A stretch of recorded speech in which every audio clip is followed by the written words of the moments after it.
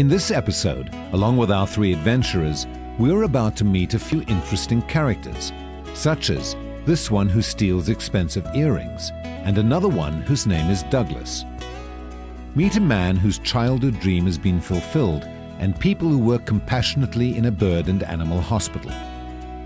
Have you ever asked yourself, how does the scarlet ibis get its red color? Why do birds stand on one leg? Did you know that they are birds whose bright red flight feathers are made of real copper? A parrot is the only bird that can transfer food from its foot to its mouth. Macaws have patterns around their eyes, each one unique like a fingerprint, and that they live from 80 to 100 years, or that lorikeets suck nectar out of flowers. And did you know that birds are social creatures, and that birds have wings because they need to fly, and should never be kept in cages?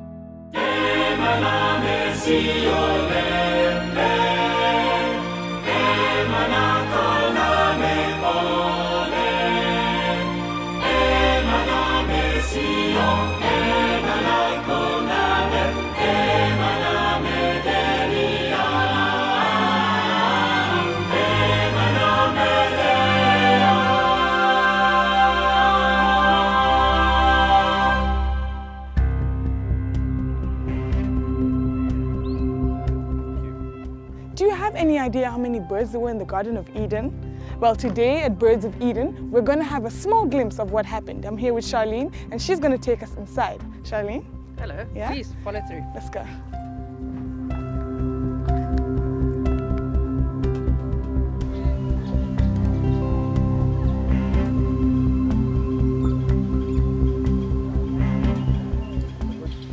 Birds of Eden is the world's largest free-flight aviary and bird sanctuary, located near Plettenberg Bay in the Western Cape, South Africa. Its free-flight capacity is larger than any individual free-flight dome in the world, including the world-famous Kuala Lumpur Bird Park in Malaysia and Jurong Bird Park in Singapore.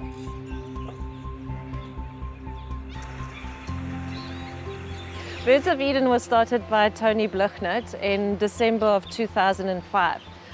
It's the same company as Monkeyland and created for the same reason, to give a home to previously caged or pet birds. All of our birds that are in Birds of Eden, and there's over 3,000 of them here representing 194 different species, are either ex-pets, confiscated by nature conservation because they were illegally caught. For instance, our Knysna lories that we've got here were originally confiscated because they were being illegally exported, and this is now where they've come to live out their lives. In Birds of Eden, we have an indigenous forest that forms 70% of the aviary. The aviary size is 3 hectares. So 70% of that is this indigenous forest that we see around us, and that's what's made it possible for the birds to settle as nicely as they have, because they're living this natural environment. We have a natural water source that runs through the bird park, that goes through a natural lung that also gets filtered. Over 1.2 kilometers of walkways, of which about 75% are elevated, allow visitors to see the birds at all levels of the aviary. The bird inhabitants of the aviary are comprised of a mixture of exotic as well as African birds.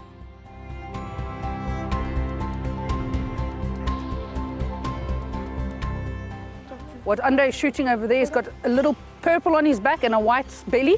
It's called the plum-colored starling. That's also the male, once again, more beautiful than the female. The female is actually an olive brown. Very beautiful little starling, that brought from Central Africa. That bird over there is a Bafoni green lory. It comes more from Central and Eastern Africa.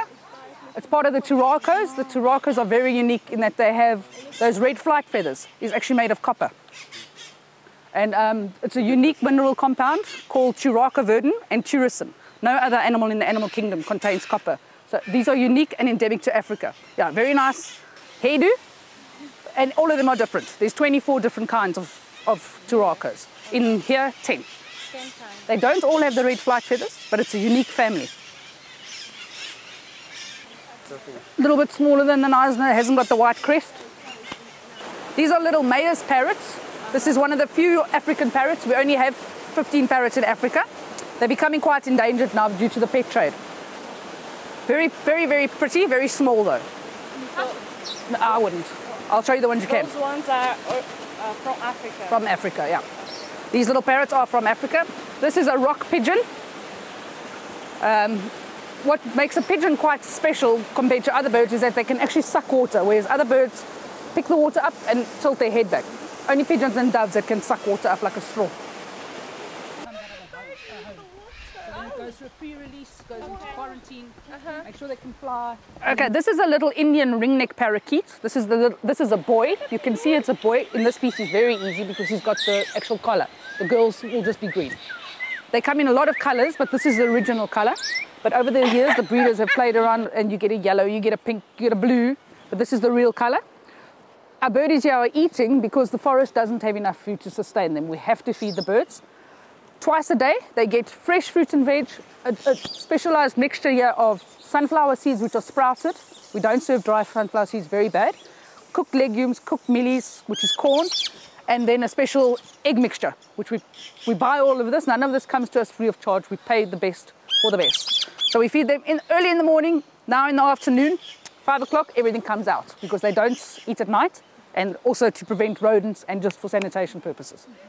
It's sort of sprouted like that. Why you serve it like that is because dry sunflower seeds have got a very high fat content. When it sprouts like this, it changes the whole fat soluble mixture altogether. If you serve it dry, you actually halve their life. What about this guy behind you? This is a little cockatiel. This is Holly. Holly came to us about 5 weeks ago, and Holly didn't have any feathers here on her chest. Her feathers have all grown out, and she's in here already in 5 weeks, which is quite quick. Do you know what happened to her? No bird should be in a cage. Holly was probably very stressed, and all birds need to breed. So during breeding season, they become worse. They start pulling out their own feathers because it's hormonal. But no bird should be in any cage under any circumstances. If somebody would approach me to get a bird as a pet, I'd say absolutely not. It's not an ideal pet. Only ideal pet is a cat or a dog. Birds are very sociable creatures. They need friends, they need entertainment, they need to be stimulated, and they need to fly. Why else do they have these wings? Why people would want to cut their wings, I have no idea. I think it's awful. No bird should be in a cage, ever. So what if someone has, well, not like that, but you know, some people are really crazy about birds and they kind of have really huge cages where they can fly and have 5 or 6 parakeets or whatever. If you can provide them with a decent home like that, then I would agree, yes. If you provide them with the correct food and a flight area where they can actually fly, that's what we're trying to encourage other people to do now. So in that circumstance, yes, I would agree.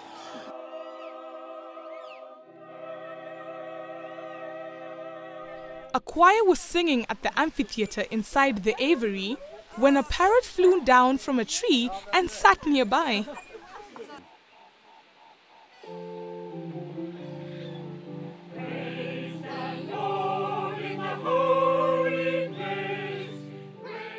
After the song had started, he flew over and perched atop a choir member's shoulder.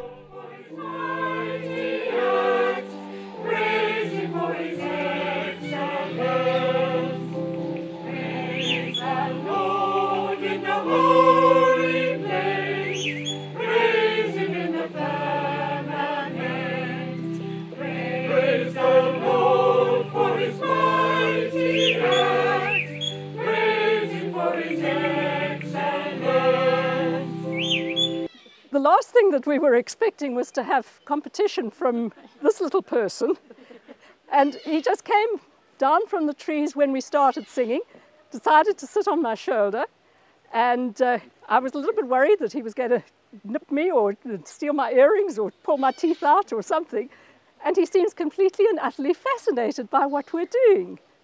And it's a real privilege to actually be in a position like this and have a wild animal react so beautifully.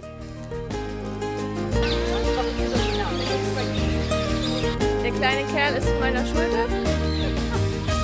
This is a Ferrari.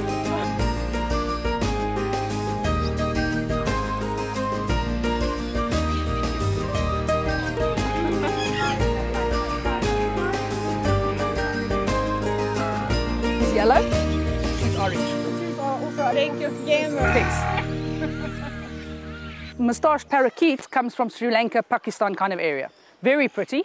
But you can see the stripe over his nose, which makes him a moustached parakeet. Parakeet just means medium-sized parrot. No real interchange. What makes a parrot, though, is the fact that a parrot can actually pick up food and transfer it to his mouth. No other bird can do that. With his foot. You'll see an owl will hold his food and he'll take his head down to rip. But a parrot can actually transfer, he plays like that. Yeah. That's what makes parrots so unique, is that they can actually transfer their food to their mouth and their toys. This big birdie here, this is a blue and gold macaw. One of the biggest flying parrots. What makes a macaw so unique is the individual facial hairs here. If you have a look there, he's got all different patterns around his eye.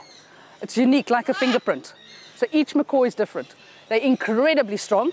If he did happen to bite your finger, he would bite right through bone and all, no problem.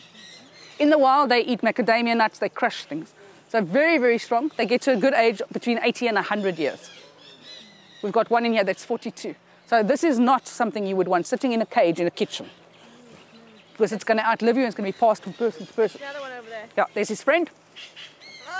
Yeah, you're a noisy boy. This is a little rainbow lorikeet from Australia. What makes these lorikeets very special, they have a brush-like tongue with feathers shaped like in a V or in a U, which they actually use, they suck nectar and pollen out of flowers. So in here, we have to supplement their diet. So they don't eat just that food. We make a special lorikeet nectar for them, which they love. They actually even bath in it sometimes and they get all sticky. He's very cute.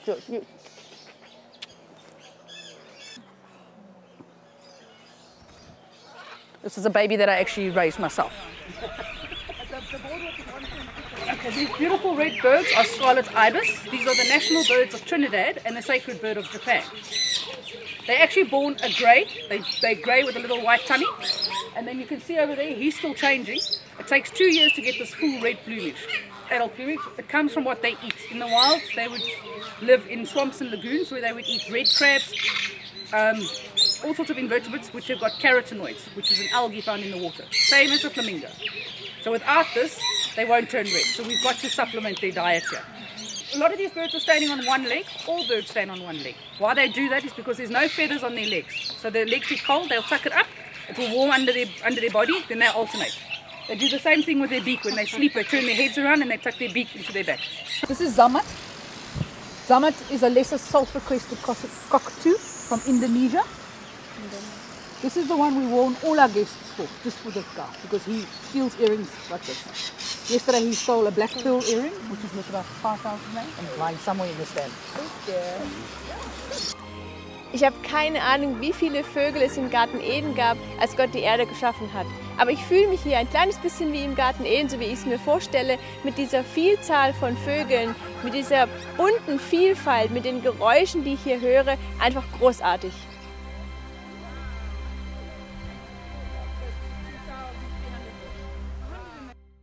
Our next stop, World of Birds. Now here, there's over 3,000 birds, small animals, and monkeys. So come on, let's take a look.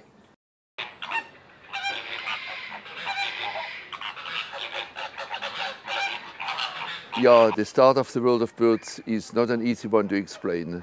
It really started off when I was a very small child and I was only interested in birds and animals and in nature. And all the dreams I had when I went to sleep at night was in my vision that one day I would be in India or in Africa, somewhere in the tropics. I needed to be where the sun was and where it is warm. And I would live in a jungle, and there would be a little cottage in the jungle, and all my animal friends were living with me because all doors and windows were open. So it was really a fantasy that was in my mind, and that in the depths of it never left me. Now, 40 years later, Walter is here as the owner of the World of Birds in Hout Bay near Cape Town, South Africa. With over 3,000 birds and small animals representing 450 species from around the world, this bird park is a big tourist attraction. Now, when I started, I had no money whatsoever. I didn't even have a car, so I hitched from home to Hout Bay every day.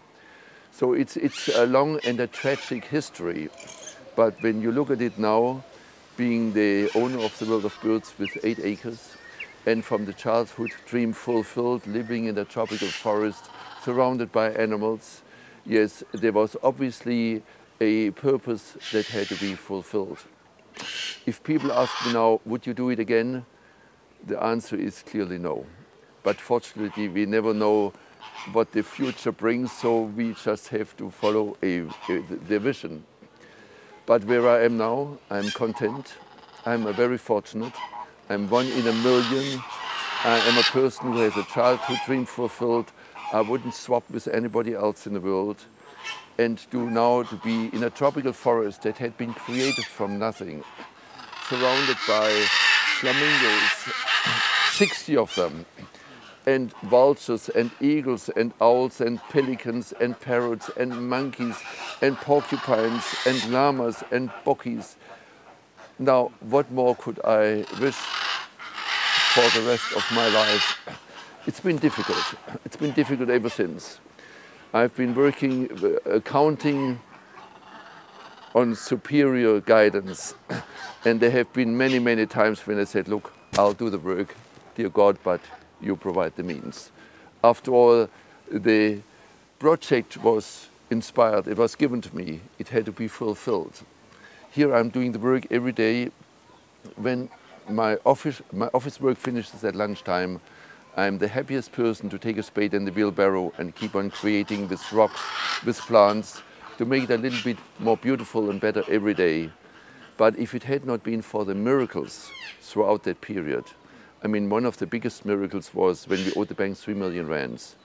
And we have been at the point of closing many, many, many times. And then somebody died and left us 3 million rands. If I did not believe in spiritual guidance, in a God-given purpose, in miracles given from above, then I would be very foolish. So we have a no-kill policy. So if an animal is so badly damaged that it has to be put down, we will put it down. But if there's quality of life, we look after it, we care for it. And now we have 6 people full-time employed in our bird hospital, bird and animal hospital, in the incubator room, baby room. Not only to look after our own animals, but we get up to 200 birds and animals every month that people bring from the outside, that we accept and care for them. Whether the animal has any value or not, whether it's a sparrow or an eagle, a starling or a parrot, we care. We're just preparing food for our baby marabou storks and our pelicans and little Bengal eagle owl baby. Yeah, they eat 3 times a day. Yeah, he should be eating on his own, but he's a little piggy. He's too forward and he doesn't get anywhere. Are you done? You're pretending to be starving. Make us look like bad mothers, you. Finger chompers. Open up. Show my ugly mouth is. Ooh. He's vicious. Okay, this is the oldest one of our marabou storks. He is a week old. They also start eating on their own from day 1 to a degree, but you also have to assist them a little bit because they eat anything that, yeah, bowls.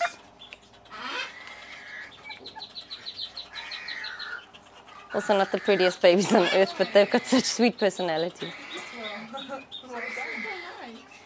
Okay, he's actually eating really nicely for a change.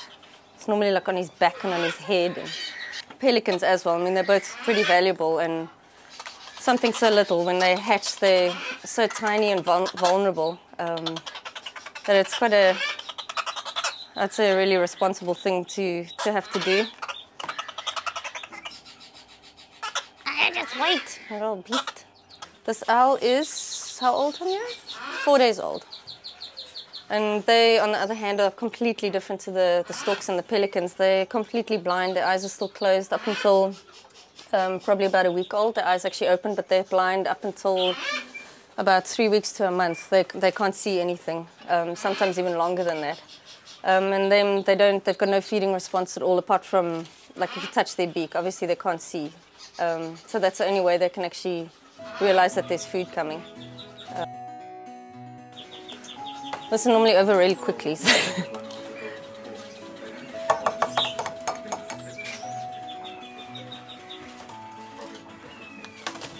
Yeah, we're very wobbly. Working with nature and with animals you come closer to God than you would ever be in a church. This is my cathedral. So this is where I have found my peace, my way with God. I have a loving family, I have small children. What else could a person want? I'm now 73 years old. I need to work at least another 20 years because there's so much work to be done. But to work with nature, to create like this, is exciting. Every day is fulfilling. I go to bed at night and I visualize what I have contributed on that particular day. And then it's easy to go to sleep. This is a very, very rich life. It's a wonderful life. And when you think of all the millions of people who have come through the world of birds from all over the world, the 45 people who are employed here, the people who had been employed coming and going, making friends, meeting girlfriends, getting married, having children.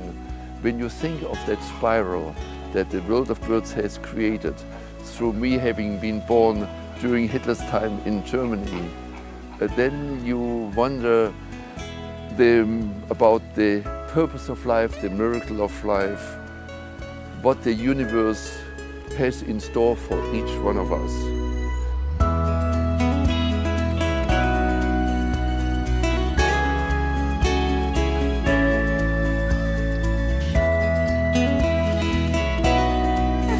It's popcorn! Popcorn, there you are! There you are, eat the popcorn!